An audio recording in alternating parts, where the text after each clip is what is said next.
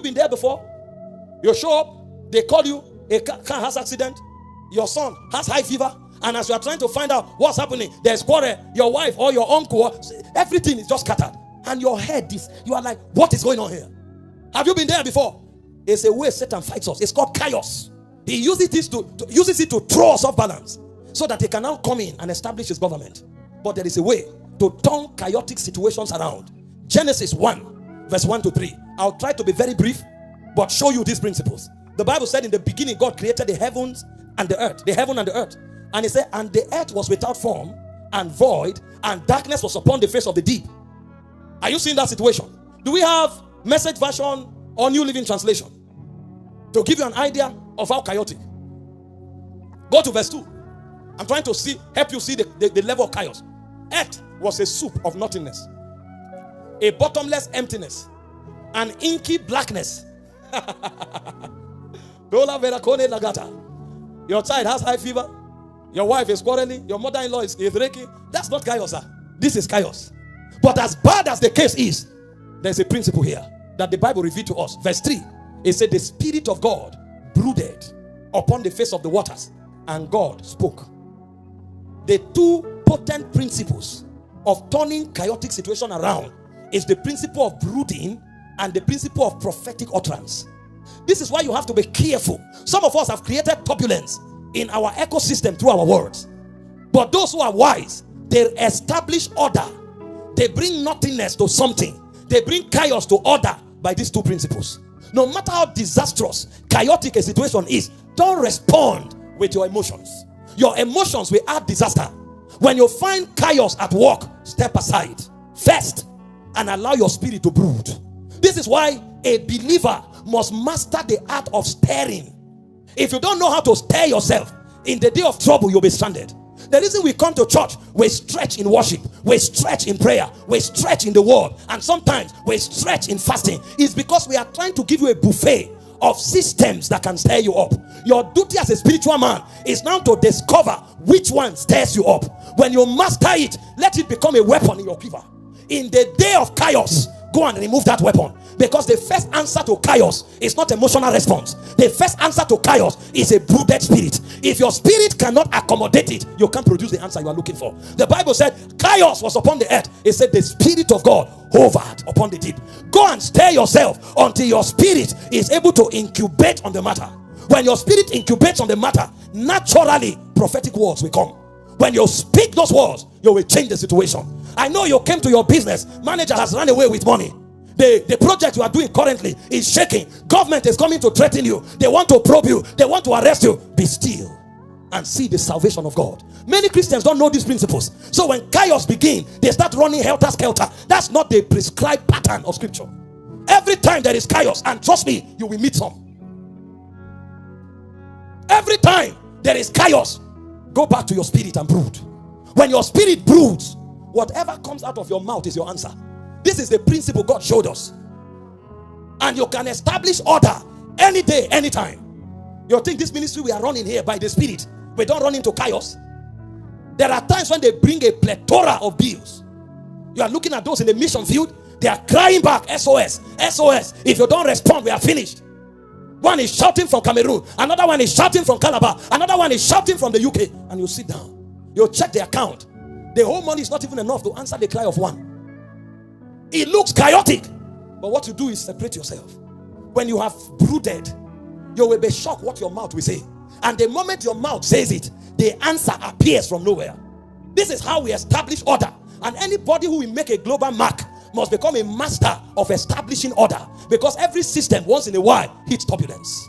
There's no boat that is void of turbulence. But in the face of turbulence, make sure your spirit can be alerted. This is why as a believer, you must master the art of stirring. God knew what to do for his spirit to be stirred and to brood upon the situation.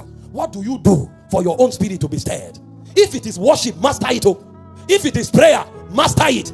If it is fasting, master it. Because when the day of trouble comes, that's your key. If you don't know how to stir your spirit, you'll be stranded in the face of chaos. The first dimension of turnaround that every believer must master is how to change chaotic situation to establish order. If you can't establish order, glory can't manifest. How do you break out of debt How do you break out of such situations where even blessings can be cancelled out? Number one is by pressing for prophetic instruction. One of the most potent ways of breaking debt is prophetic instructions. Believe me, the Bible said, believe the Lord your God, so shall ye be established. It said, believe his prophet, so shall ye prosper. I know there are fake prophets, fake apostles out there trying to take advantage of vulnerable people, but never despise prophesying. That's the instruction of scripture. Many times when people were in the zero level, even overthrown by debt, it was prophetic instructions that brought them out. The widow received prophetic instruction. Check out the apostles who were fishing all night and had nothing and were stranded. What happened to them? Prophetic instruction. Look at the guy at the marriage feast in Canaan when the wine was out. Prophetic instruction. These things change things. When people are in debt, one of the things God brings to them is prophetic instruction.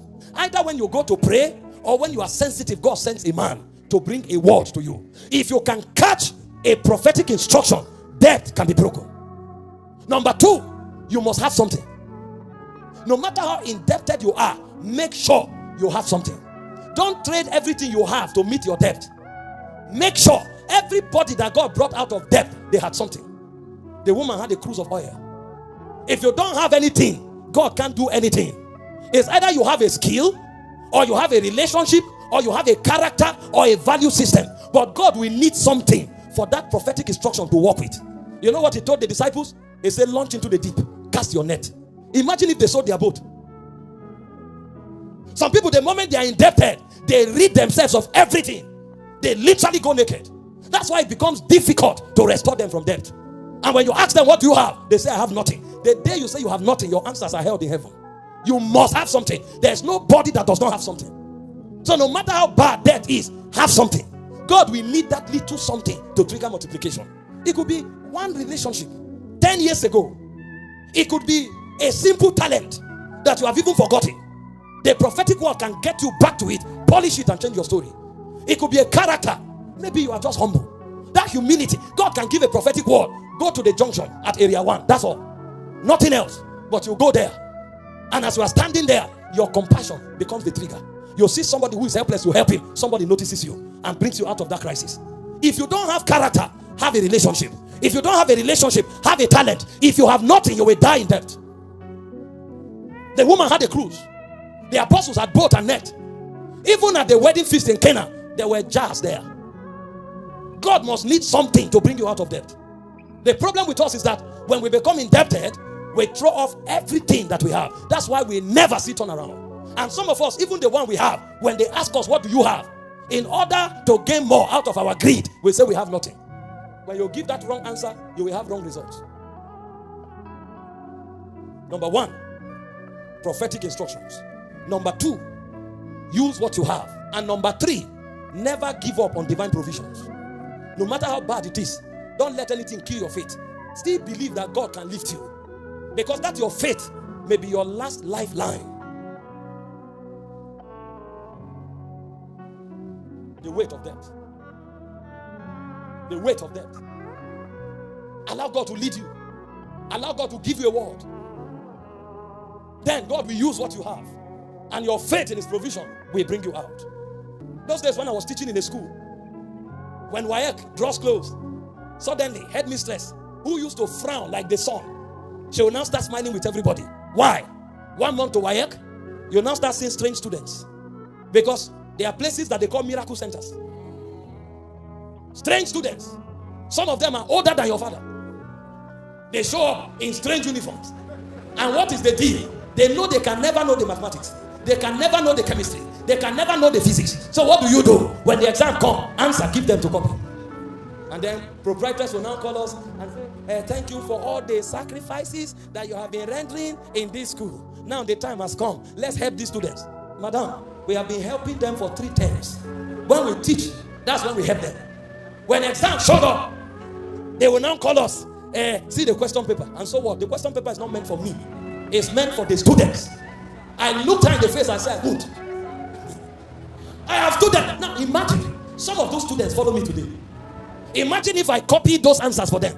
And today I'm here talking revival. They will look at me and say, who is this drama king? You know, you revival. I would have solved my ministry. The woman had to reach another school, send the result, they solved and sent to them. I came back the next day, she frowned. I greeted her politely and walked away. Your smile doesn't add anything to my life. But you see, in that school, everybody knew that some people were bold. Some of the teachers come to me now and ask for help. Those who compromise, they are still at the pit. Some of us have risen. Be bold, sir. Don't hide your conviction. That your boss is a Muslim, does that mean you start wearing hijab every day? Don't hide your conviction. I'm a Christian. If you don't lead me here, God will create another platform. Some of you, you lose boldness, and that's why they bring you into some discussions. Oh king, we are not careful to answer you. We will not bow.